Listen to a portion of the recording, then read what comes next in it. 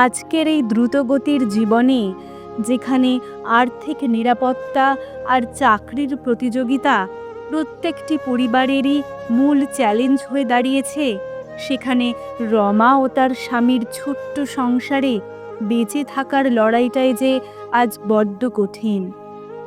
আর সংসারের সকল প্রয়োজনীয়তার মাঝখানে যখন এসে পড়ে অবাঞ্ছিত এক কুকুরছানা বেবি, তখন তার সরলতা, দুষ্টুমি আর ভালোবাসা দূর করে রমার জীবনের একাকিত্ব, সব লাঞ্ছনা, সমস্ত বেদনা। দুষ্টু, কাঁদছিস তুই? দূর পাগল, আমি তোকে কিছুতেই ছেড়ে দেব না, দেখিস। কিন্তু এই দায়িত্ব পালনে যখন হয়ে উঠবে গলার কাঁটা।